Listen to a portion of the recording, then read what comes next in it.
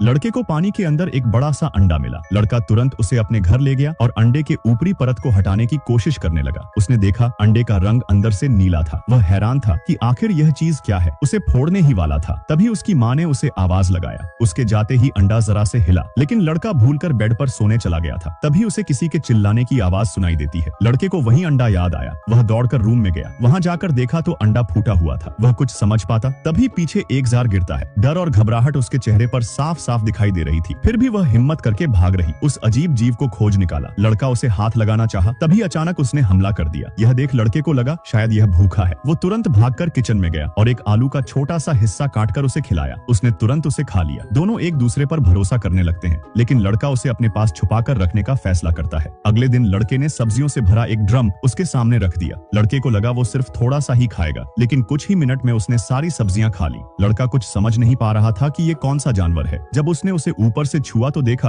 उसकी बॉडी का ऊपरी हिस्सा सख्त हो गया था, जिसके बाद उसने उसी ड्रम में पानी भर दिया। पानी में वो बहुत ही अच्छा महसूस कर रहा था, क्योंकि यह एक समुद्री घोड़े का बच्चा था जो समुद्र की गहराइयों में रहते हैं। यह बात लड़के को अपनी बहन से बताना पड़ा। जब दोनों बाथरूम में उसके साथ थे, तभी लड़के के अंकल अचानक बाथरूम में घुस गए। यह छुपी राज उन्हें भी पता चल गई, लेकिन आदमी ने यह बात सबसे छुपाने का लड़के से वादा भी किया। लेकिन उसी रात वह जीव अकेला घर में घूमने लगता है। अचानक उसकी मुलाकात घर के पालतू डॉग से होती है। छोटा समुद्री घोड़ा सीढ़ियों से गिरते हुए भागते हुए घर के बाहर आ जाता है और एक मूर्ति के ऊपर बैठकर स्टैचू बन जाता है। डॉग के जाने के बाद उसकी नजर पीछे पुल में बहुत सारी मछलियों पर पड़ती है। उसने तुरंत छलांग लगाई। अगली सुबह जब आदमी उसे देखता है तो समुद्री घोड़ा अपने साइज का 20 गुना बड़ा हो चुका था। आदमी उसे पकड़कर समंदर में ले जाता है, लेकिन उसकी नजरें लड़के को खोज रही थी। आदमी ने एक आलू पानी में फेंका। समुद्री घोड़े के पानी में जाते ही लड़का तुरंत गाड़ी की तरफ चला गया। फिर भी उसकी नजरें लड़के को खोजती रही। फिर लड़का पूरे एक हफ्ते बाद दोबारा नाव पर बैठकर समुद्र में जाता है और उसको आवाज लगाता है। अगले ही पल लड़के ने कुछ खतरनाक देखा। अब छोटा सा समुद्री घोड़ा एक डायनासोर जितना बड़ा हो चुका था। लड़का उसे सहलाता है और उसके पीठ पर बैठ जाता है।